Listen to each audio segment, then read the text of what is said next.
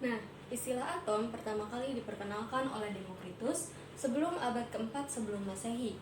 Menurut Demokritus, pembagian materi itu bersifat diskontinu, yang artinya pembagian suatu materi akan berujung pada suatu partikel terkecil yang sudah tidak dapat dibagi lagi.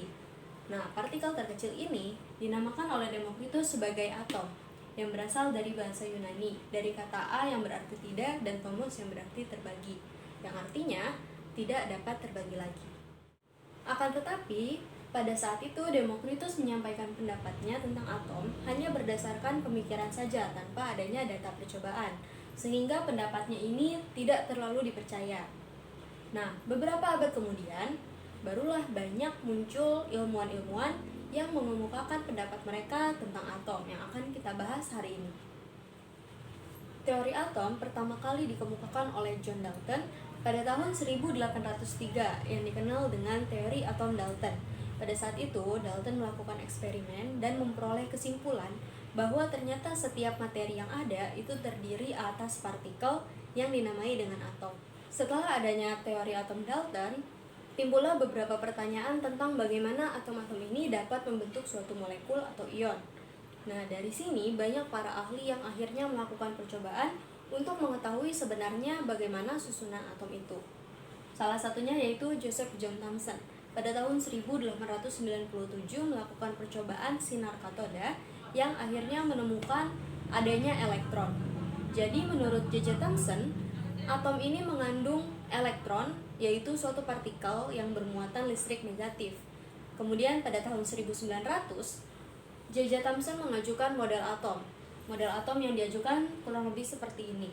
Jadi menurut J.J. Thomson, atom ini terdiri dari materi yang bermuatan positif dan di dalamnya tersebar partikel-partikel yang bermuatan negatif yang disebut dengan elektron.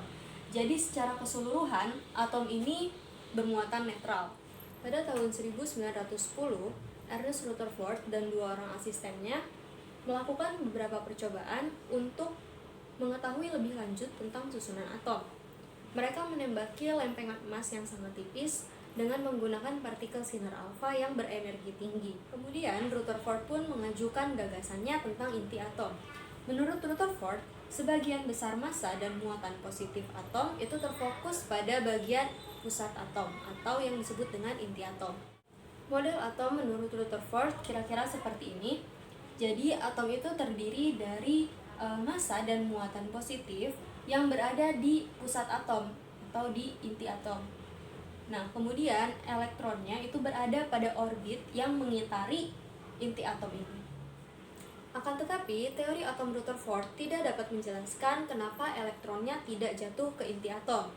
Sedangkan menurut hukum fisika klasik, gerakan elektron yang mengitari inti atom akan disertai dengan pemancaran energi yang berupa radiasi elektromagnet.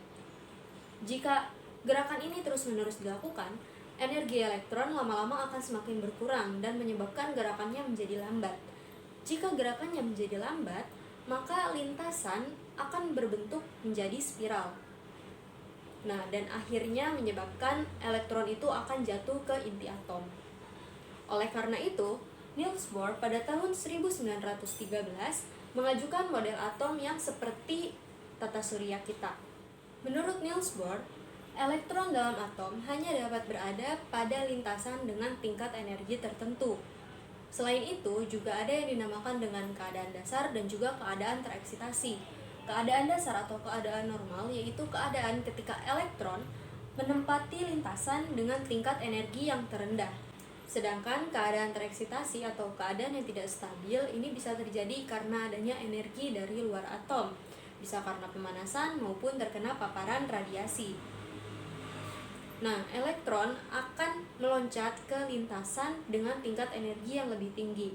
Tetapi hal ini tidak akan berlangsung lama karena elektron akan kembali ke tingkat energi yang lebih rendah. Model atom Bohr seperti yang sudah dikatakan tadi adalah menyerupai sistem tata surya kita, di mana di bagian inti atom yang terdiri dari proton dan juga neutron ada berada di tengah-tengah atau di pusat, kemudian dikelilingi oleh elektron yang berada di orbit atau di lintasan atau di kulit atom dengan tingkat energi yang berbeda-beda. Selanjutnya, kita akan membahas tentang konfigurasi elektron menurut teori atom Bohr.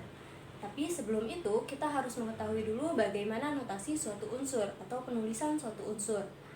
Nah, seperti yang sudah kita tahu di sebelumnya di teori atom, bahwa ternyata atom itu mengandung 3 komponen, yaitu proton, elektron, dan juga neutron. Nah, kemudian notasi unsurnya ada X, A, dan juga Z. Nah, tanda positif di sini menunjukkan bahwa itu adalah muatan atau ion dari suatu unsur. X ini menunjukkan lambang suatu unsur, A menunjukkan nomor massa, Z menunjukkan nomor atom atau juga protonnya dengan lambang P.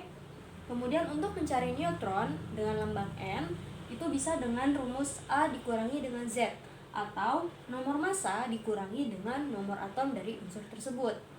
Kemudian untuk elektron lambangnya adalah E. Cara mencarinya yaitu dengan proton dikurangi dengan ion atau muatannya. P ini lambang dari proton ya. Nah, bagaimana kalau misalkan suatu unsur tersebut ternyata tidak mempunyai muatan? Berarti elektronnya akan sama dengan protonnya. Nah, contohnya di sini ada Na+, 2311.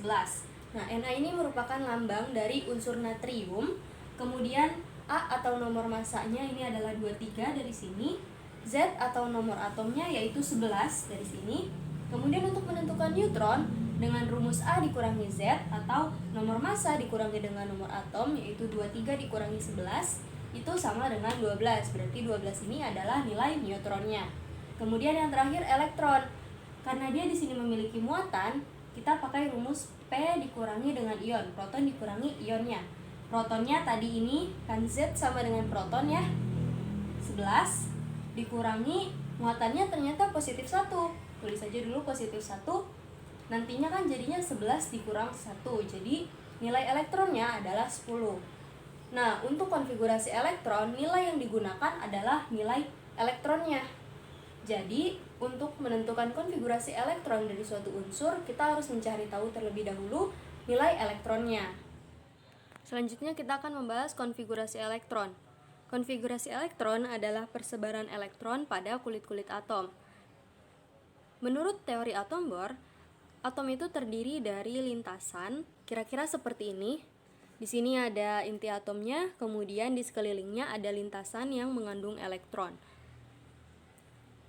Nah, kulit atom ini dilambangkan dengan huruf K, L, M, N, dan seterusnya sesuai dengan jumlah kulitnya.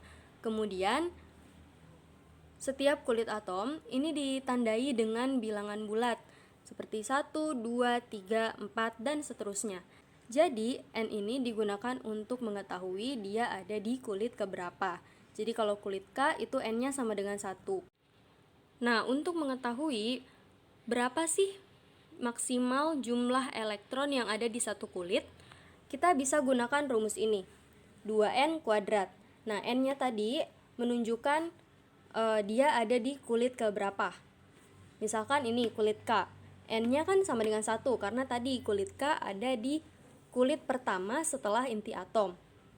Kemudian kita gunakan rumus ini, 2 dikali N, N-nya ini sama dengan 1 kan, jadi 1 kuadrat. Nah, 1 kuadrat adalah 1 dikali 2 jadi 2. Maka dari itu di kulit K, maksimal elektron yang bisa ada adalah 2 elektron. Kemudian untuk kulit L, L ini ada di kulit kedua, N-nya sama dengan 2. Kita masukkan ke rumus, 2 dikali 2 kuadrat, itu sama dengan 8 elektron. Jadi di kulit kedua atau di kulit L, ini hanya mampu menampung 8 elektron maksimal. Kita masuk ke contoh. Nah, di sini ada atom K atau kalium dengan nomor atom 19. Dari nomor atom kita bisa mengetahui elektronnya dengan rumus yang tadi. Elektron sama dengan proton dikurangi ionnya. Nah, karena ini merupakan atom yang tidak bermuatan atau bermuatan netral, maka jumlah elektron akan sama dengan protonnya. Jadi, jumlah elektronnya adalah 19. Kemudian kita buat konfigurasi elektronnya, kita isi dari kulit atom yang terendah terlebih dahulu. Kulit atom yang terendah adalah kulit K. Nah, kulit K ini bisa menampung hingga 2 elektron. Sehingga kita tulis di sini 2. Kemudian selanjutnya kita masuk ke kulit L. Kulit L adalah kulit kedua yang maksimal menampung 8 elektron. Kita tulis di sini 8. Kemudian kita pindah ke kulit M. Kulit M adalah kulit ketiga, jumlah maksimal elektronnya adalah 18. Tapi kulit M ini ternyata tidak bisa menampung sampai 18 elektron karena di sini sudah terpakai 10 elektron sehingga sisanya masih ada 9 elektron. Nah, ada aturan lain yang menyebutkan bahwa kulit terluar tidak bisa menampung lebih dari 8 elektron. Jadi kalau misalkan M ini kita buat jadi kulit terluar tanpa ada kulit N begini, berarti kan di sini 9 elektron. Nah, itu tidak memenuhi aturan yang sebelumnya. Jadi kulit terluar itu maksimal jumlahnya hanya 8 elektron. Jadi kita masukkan M-nya sama dengan 8. Kemudian kita masuk ke kulit selanjutnya, kulit N. Nah, jumlah elektron yang sudah masuk ke tiap kulit sudah ada 18. Sedangkan jumlah maksimal elektronnya adalah 19, sehingga kita bisa tulis di sini hanya 1 elektron saja. Kita lanjut ke contoh kedua. Di sini ada unsur brom dengan nomor atom 35. Nah, karena dia juga sama, bukan atom yang memiliki muatan, maka jumlah elektronnya sama dengan jumlah proton, yaitu 35.